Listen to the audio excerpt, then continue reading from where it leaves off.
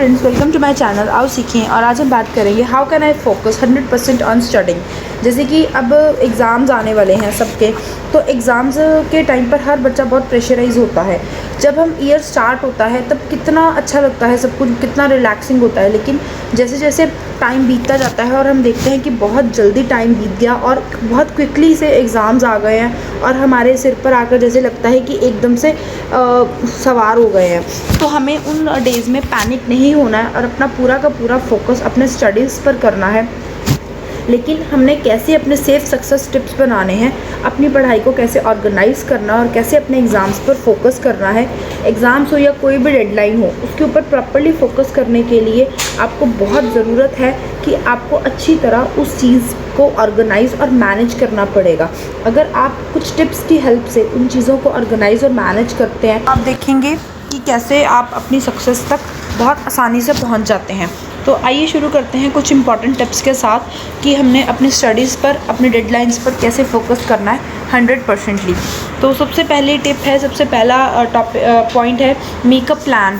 First of all आपको सबसे पहले एक हेड स्टार्ट करने के लिए, किसी भी काम को शुरू करने के लिए एक वर्क शेड्यूल बनाना पड़ेगा। आपको एक प्लानिंग करनी होगी कि आपने रीडिंग कब करनी है, राइटिंग कब करनी है, रिविज़न कब करनी है। खुद को एक श्योर करना होगा कि आपने जो अपना टारगेट जो है, आपका क्या टारगेट है, उसको आपने अचीव करने के लिए आपने कैसे वर्क करना है, उसको कैसे ऑर्गेनाइज़ करना है कि हर हफ्ते के एंड में आपको एक जिसे कहते हैं कि एक रिज़ल्ट मिले कि आपने इतना सिलेबस आपका जो है वो कवर हो गया। एक वीक के एंड में, एक वीक में आपने ये टास्क करने हैं, आपने उसके अकॉर्डिंगली ही अपने सिलेबस को, अपने रिवीजन को मैनेज करना है। तो इस तरह से आप अपने टाइम को इन्वेस्ट कर सकते हो और फिर at the end of the week आप चेक कर सकते हो कि आपने कितना वर्क कर लिया और कितना वर्क अभी करने वाला बाकी है। अब हम बात करेंगे नेक्स्ट पॉइंट की, वो है drink plenty of water and eat well.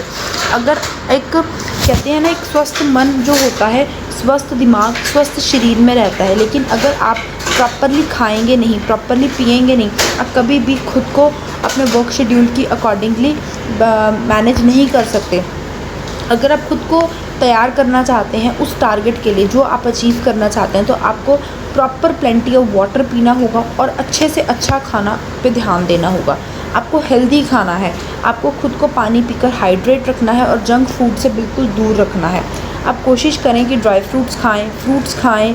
अब पढ़ाई के टाइम पर वो चीज़ें अवॉइड करें जो भारी हैवी टाइप खाना हो, जैसे कि जो आपको लेज़ी बना दें, जिससे आपकी एनर्जी ख़त्म हो जाए और आपको नींद आनी शुरू हो जाए।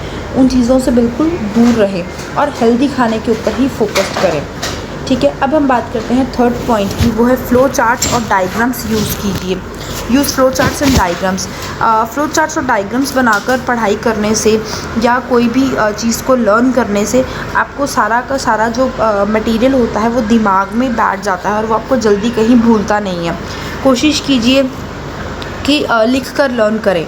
ठीक है, आप अपनी ऐसी जगह पर बैठें जहाँ पर आपके टेक्स्ट बुक्स और नोट्स रखने के लिए प्रॉपर अवेलेबल जगह हो।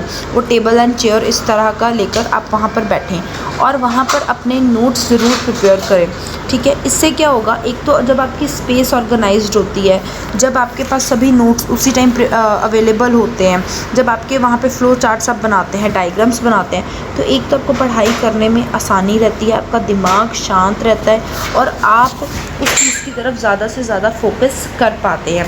तो इस तरह से ये यूज़ होता है एक डायग्राम्स और फ्लो चार्ट्स बनाने के लिए। ये आपकी लर्निंग में बहुत हेल्पफुल रहता है। नेक्स्ट पॉइंट है to get rid of distractions. Distraction से हमेशा दूर रहें। जो चीज़ें आपको डिस्ट्रैक्ट करती हैं उन चीज़ों को अवॉइड करें, जैसे कि सोशल मीडिया, फ़ोन, टैबलेट्स, इन चीज़ों से बिल्कुल दूर रहें। अपना टाइम वेस्ट बिल्कुल मत करें।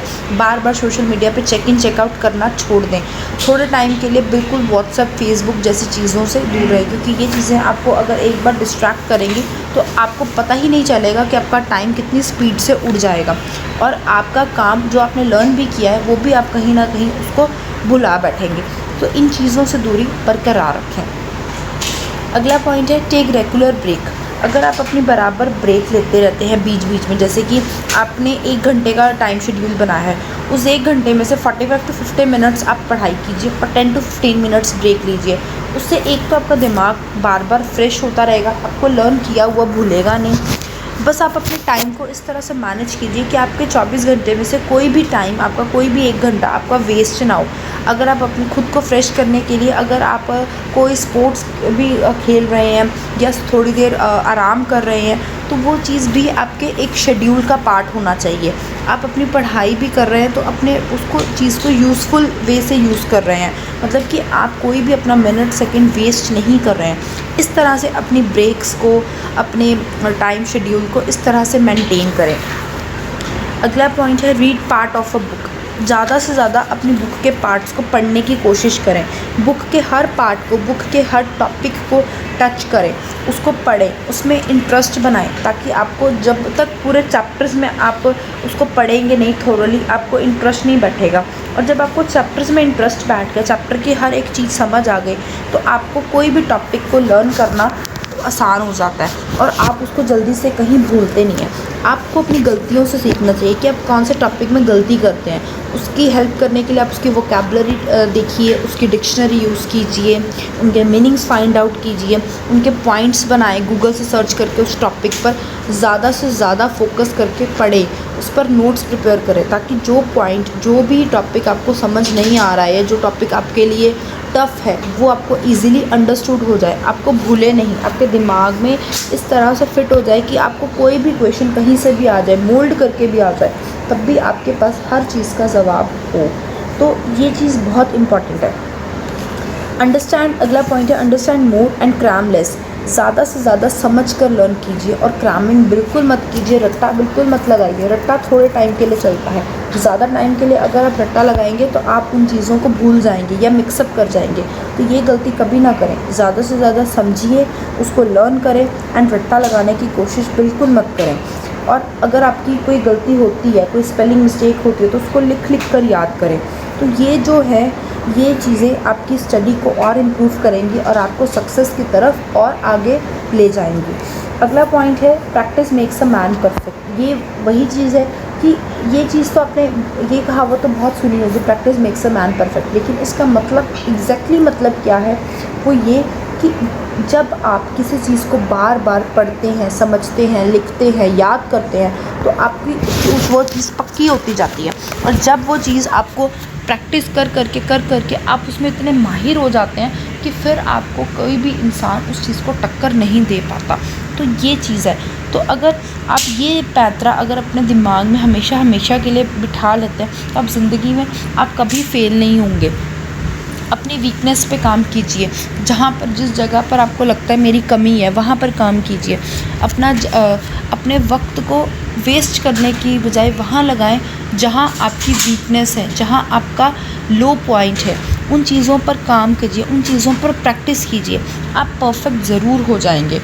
और इन टिप्स को अगर आप सही मायने में प्रॉपर्ली अपनाते हैं, तो मेरा दावा है कि आप अपने स्टडी पर 100% फोकस कर पाएंगे और रिज़ल्ट आगे बेटर होंगे आप। अगर पसंद आया हो तो लाइक एंड शेयर सब्सक्राइब ज़रूर करें। Thanks for the watching.